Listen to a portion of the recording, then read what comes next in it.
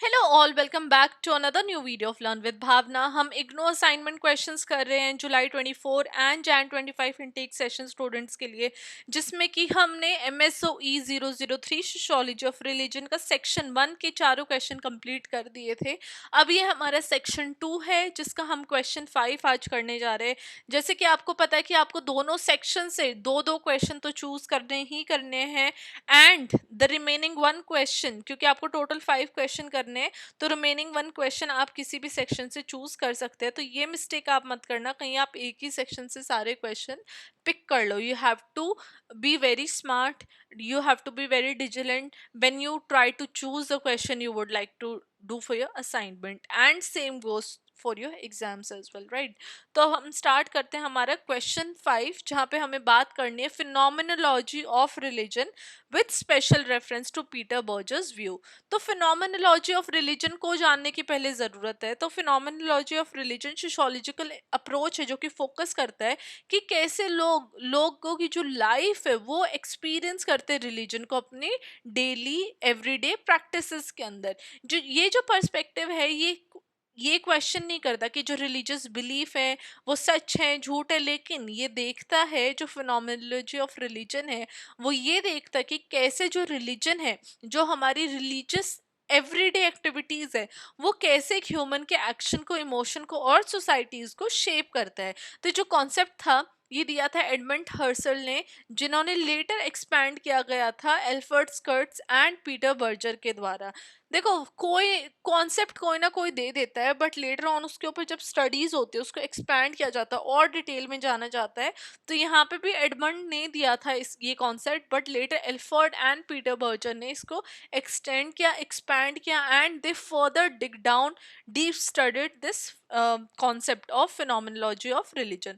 तो Peter Berger ने अपनी किताब के अंदर द सीक्रेट कैनोपी 1967 में एक्सप्लेन किया कि कैसे रिलीजन एक इम्पॉर्टेंट रोल प्ले करता है सोशल रियलिटी को शेप करने के अंदर। मतलब कि क्या हमें चीज़ें ठीक लगती है, क्या गलत लगती हैं, what is acceptable, what is not. तो ये सब रिलीजन के द्वारा शेप किया जाता है as per to Peter Berger.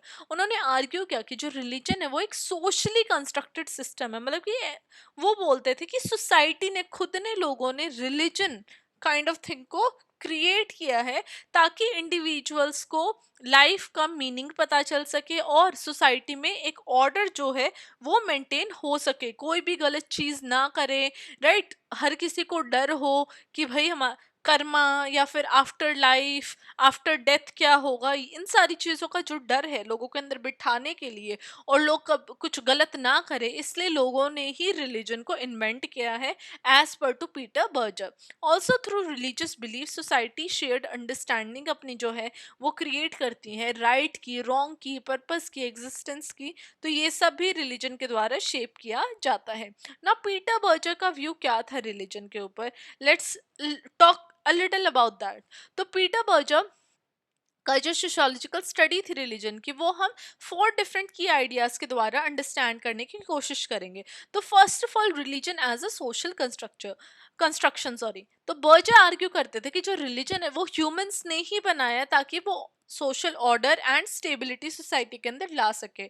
Over the time जितने भी रिलीजियस बिलीफ थे वो डीपली इनग्रेन्ड हो गए हमारे कल्चरल ट्रेडिशंस के अंदर, जो कि पास डाउन होने लग गए थ्रू डिफरेंट जनरेशन, जिसने कि जो रिलीजन है उसको ऑब्जेक्टिव और अनचेंजेबल की तरह दर्शाया गया। फॉर एग्जाम्पल, अगर हम हिंदू सोसाइटी की बात करते हैं तो कास्ट सिस्टम सेंचुरीज से फॉलो करा जा रहा है।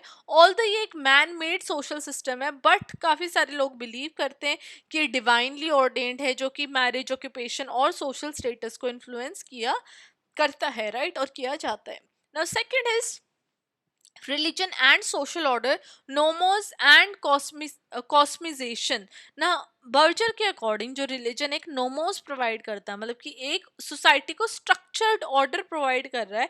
ये स्ट्रक्चर कियोस को या फिर अनसर्टेनिटी को अवॉइड करता है, जहाँ पे लोगों को रूल्स देता है कि तुम्हें कौन सा रूल फॉलो करना है, what is right and what is wrong, जो हम पहले बात कर रहे थे।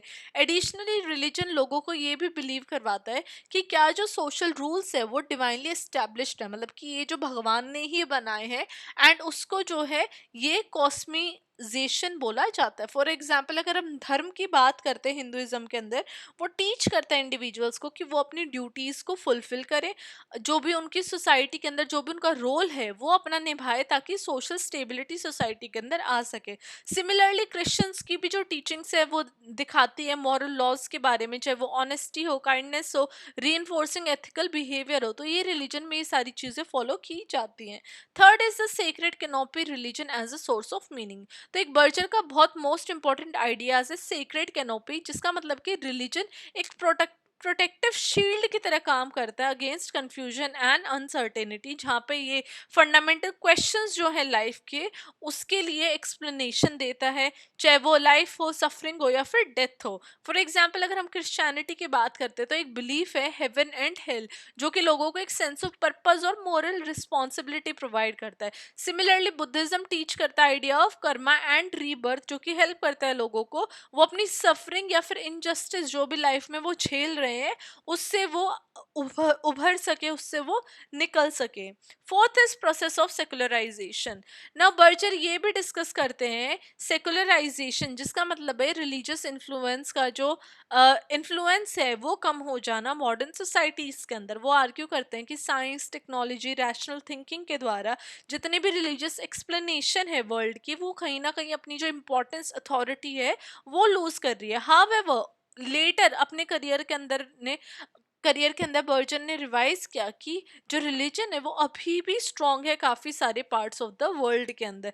For example in countries like US and many parts of Europe, church attendance काफी ज्यादा डिक्लाइन हो गई है। हाउएवर इंडिया और मिडल ईस्ट जैसी कंट्रीज के अंदर रिलीजियस बिलीफ आज भी बहुत ज्यादा इंपॉर्टेंट सिग्निफिकेंट रोल प्ले करते हैं, चाहे वो पॉलिटिक्स हो, लॉ हो, या फिर सोशल लाइफ हो। जो रिलीजियस मैटर है, रिलीजियस लाइफ है लोगों की, वो हर एक स्फीयर में इम्पैक्ट, इन्फ्लुएंस करती हुई हमें देखने को मिलती है। I won't say impact, influence करती हुई हमें देखने को मिलती है। ना at the end, as I always mention, कि हम कंक्लूड करेंगे तो पीटर बर्जर की जो फिनोमिनोलॉजी ऑफ रिलीजन है वो हमें ये दिखाते हैं कि कैसे जो हमारे रिलीजियस बिलीव्स हैं, आइडियाज़ है, वो सोशली कंस्ट्रक्टेड है, वो मैन मेड है, बट डीपली कहीं ना कहीं वो ह्यूमन बिहेवियर एंड सोसाइटी को इन्फ्लुएंस करते ही हैं। ऑफ कोर्स वो तभी बनाए गए थे। उन्होंने ये भी हाईलाइट किया कि कैसे रिलीजन मीनिंग, ऑर्डर और स्टेबिलिटी प्रोवाइड करता है लोगों को, वो एक प्रोटेक्टिव शील्ड की तरह काम करता है against uncertainty, against difficult times.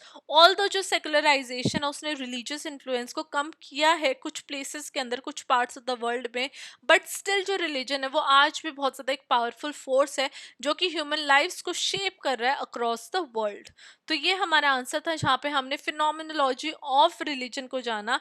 आप कितना पीटर बर्जर के व्यू से अग्री करते हो, whether religion is man made और नॉट, या फिर ये भगवान ने ही बनाया है? What do you think about caste system? अपना ओपिनियन मुझे ज़रूर देना नीचे कमेंट बॉक्स में। I read every single comment, तो प्लीज़ आप मुझे देना नीचे opinion. I would love to read what all do you think about religion, what are your opinions on caste system and religion. And definitely एक बारी एक अच्छा मुझे कमेंट्स आ जाए काफ़ी सारी, तो मैं भी अपना जो व्यू पॉइंट है वो आपके साथ शेयर करूँगी। So with this video, I end my with this question I end my video। अगर आपको एक्सप्लेनेशन अच्छी लग रही है, अगर आपको हेल्प हो रही है असाइनमेंट राइटिंग में, काइंडली चैनल को सब्सक्राइब कीजिए, वीडियो को लाइक कीजिए, and I will see you very very soon with question 6। Till then keep on writing your assignments and all the very best.